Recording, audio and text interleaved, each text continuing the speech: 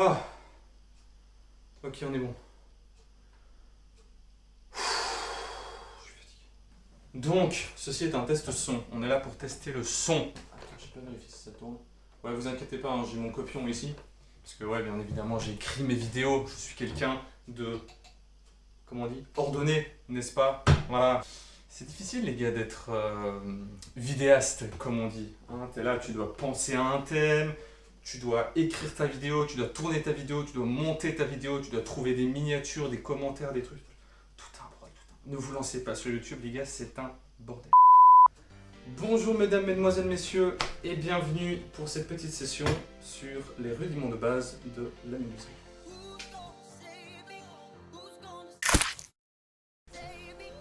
Ok les petits gars, alors aujourd'hui on va s'attarder sur la colle. Parce que les gars, je vois des trucs parfois sur internet et je me dis, mon dieu c'est terrible.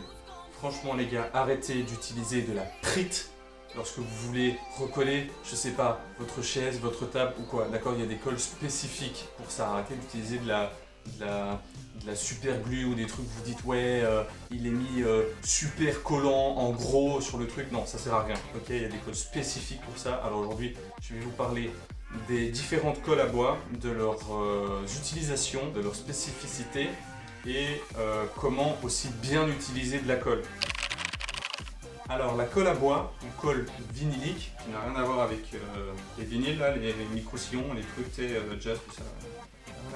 Ce sont des colles blanches. Donc les super glue, vous voyez les trucs transparents là, ça sert à rien. Les colles à bois, c'est des colles blanches qui sont destinées du coup à coller le bois et tous ses dérivés, que ce soit papier, carton, liège, enfin voilà, tous les dérivés du bois. Ok. Pour des questions de séchage, il est important que au moins l'une des faces que vous allez coller soit absorbante. Par exemple, si vous voulez coller une pièce de bois et une feuille de verre, eh ben c'est possible car le bois, lui, est absorbant. Maintenant, impossible de coller deux feuilles de verre ensemble, ça ne fonctionnera pas. Ok. Voilà. Il est important à savoir aussi que la colle à bois n'est pas du tout destinée au plastique ou aux métaux, comme le fer. C'est d'ailleurs dangereux pour les métaux car il y a des réactions chimiques qui peuvent se produire quand de la colle à bois rentre en contact avec des métaux. Donc l'oxydation du fer par exemple suite au contact avec une solution aqueuse. Donc ne surtout pas utiliser du bois, de la colle à bois pour coller du bois et du fer ou du bois et du plastique, ça ne fonctionnera pas et c'est de la merde. Voilà. Voilà, alors maintenant je vais vous expliquer les différents types de colle à bois. Comme je l'ai expliqué, je l'ai vite fait montrer dans ma première vidéo sur la table basse, il y a trois différents types de colle à bois. Donc la colle D2, D3 et D4. La colle D2, donc c'est une colle blanche classique qui est utilisée dans les menuiseries intérieures. Donc pour réparer, comme je disais justement, vos chaises, vos tables, je sais pas moi, vos commodes, vos trucs, voilà. Donc ça c'est de la colle à utiliser en intérieur, très important. Après nous avons la colle D3. Alors la D3, pareil, donc c'est une colle blanche à utiliser en intérieur, mais dans des pièces peut-être un peu plus humides. Parce que celle-là du coup est hydrofuge. Elle n'est pas parfaitement hydrofuge mais ne va pas, comment, c'est pas parce que vous la nettoyez à l'eau que ça va moisir ou je sais pas trop quoi. Donc voilà, c'est de la colle que vous pouviez utiliser par exemple dans vos salles de bain ou dans votre cuisine ou dans vos toilettes ou je sais pas, voilà, dans un endroit plus humide, utilisez de la colle D3 et non de la colle D2. Maintenant, important, la colle D4. Alors celle-là elle est très spéciale, ça c'est de la colle qu'on dit polyuréthane. Alors pour ceux qui ne savent pas ce que c'est la colle polyuréthane, c'est une colle qui elle pour le coup n'est pas blanche mais qui est un peu jaune transparente quand elle est liquide et quand elle est sèche ça va faire cette espèce de colle jaune vraiment dégueulasse que vous voyez parfois dans les gros œuvres. Donc ça c'est de la colle utilisée en extérieur. Pourquoi en extérieur uniquement? Quand vous utilisez de la colle D4, en fait au séchage, il va y avoir des gaz qui vont se libérer et ces gaz sont toxiques en fait. Et si vous utilisez de la colle D4 dans du mobilier intérieur, ça peut nuire à l'air de votre pièce. Donc voilà, ça à utiliser uniquement en extérieur, donc que ce soit les portes, des châssis, ça peut être des volets, ça peut être des tables de jardin, etc. Mais uniquement en extérieur.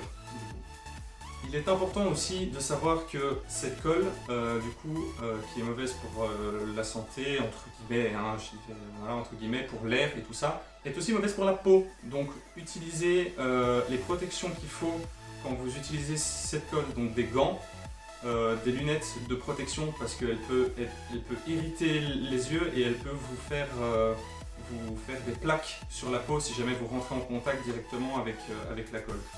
Donc voilà, protégez-vous bien quand vous utilisez cette colle-là. Voilà. Alors maintenant pour le collage. Coller du bois, c'est pas comme quand vous étiez en primaire, ok? On prend la frite, on met la frite sur le papier et puis non, c'est pas comme ça, ok? Il y a tout un mode opératoire, je vais dire, à suivre, c'est très important parce que sinon vos pièces peuvent bouger.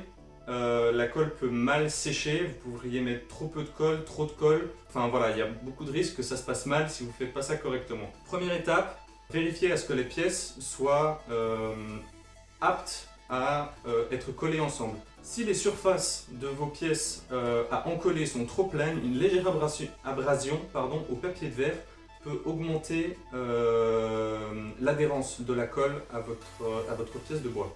Ensuite, une fois que vous avez mis de la colle, vous allez l'étaler avec, que ce soit un pinceau ou une spatule. N'hésitez pas à mettre de la colle sur les deux faces à encoller. Une fois que la colle est mise sur les deux faces et que les deux faces sont, donc la colle sur les deux faces est étalée, vous les joignez ensemble. Et là, vous allez devoir appliquer une pression sur les deux pièces. Très important. Pourquoi? Parce que quand la colle à bois sèche, généralement, elle gonfle un petit peu. Donc, si vous ne pressez pas vos pièces, si vous ne mettez pas de force sur vos pièces, le bois risque de bouger, de s'écarter un peu, vous voyez, risque de faire un peu ça. Et alors ça, c'est terrible parce que une fois que c'est sec, une fois que la colle est sèche, ça ne se rattrape pas. Tant que la colle n'est pas sèche, par contre, vous pouvez toujours replacer vos pièces correctement. Donc une fois que vous avez pressé vos pièces entre elles, il risque d'y avoir des bavures, donc de la colle qui dégouline des bords. Alors ça, vous prenez simplement un chiffon humide, je dis bien humide, pas sec, humide, pour venir enlever la colle qui dépasse. Si vous avez oublié de faire cette étape et que la colle est déjà sèche, vous pouvez prendre par exemple un cutter ou un ciseau à bois si vous avez et venir délicatement découper la partie, la bavure de colle qui dépasse. En fait. Ça, il n'y a pas de stress, vous avez oublié cette étape-là, c'est pas très grave, c'est toujours moyen de rattraper. Il est très important de respecter le temps de séchage de la colle. Celle-ci va varier en fonction de la composition chimique de la colle, du type de colle que vous avez utilisé, de la marque aussi, etc. Mais bon, généralement, ça ne dépassera jamais les 24 heures. Ok, donc maintenant, voilà, vous savez un peu plus quel type de colle utiliser et comment l'utiliser correctement. Donc maintenant, je ne veux plus voir de bêtises. Ok, les gars, vous savez faire les choses correctement. Donc maintenant, au travail. Du coup, maintenant, moi, je vais vous reposer une petite question. J'ai encore une petite interrogation pour vous, n'est-ce pas? Je suis le professeur dans cette pièce après tout. Donc voilà, si par exemple maintenant je dois, j'ai mon transat en bois de jardin du coup qui s'est cassé, disons mon accoudoir par exemple qui s'est décollé ici. Voilà, quel type de colle est-ce que je dois utiliser? Vous pouvez me répondre ça dans les commentaires, je lirai bien évidemment les commentaires, je serai attentif à vos réponses. J'espère que vous avez bien écouté du coup. Et aussi, interdit de tricher et de revenir voir en arrière. Attention, hein, je vous vois les gars. I see you.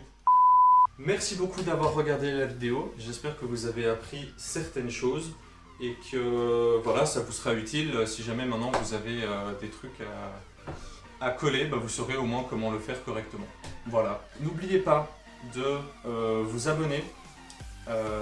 D'activer la cloche, le pouce bleu, tout ça, vous connaissez la chanson, je devrais même pas avoir à vous le répéter, mais voilà, je le fais quand même parce que merci. Maintenant j'ai des questions aussi, si jamais vous avez des questions plus précises, n'hésitez pas à me les poser en commentaire si vous avez des thèmes pour ce genre de vidéo que vous aimeriez voir. n'hésitez pas à me le dire en commentaire. Moi je regarderai les commentaires, je serai attentif. Et peut-être que j'en ferai des vidéos si jamais le thème est intéressant. Allez, on se retrouve vite pour une prochaine vidéo. Ciao!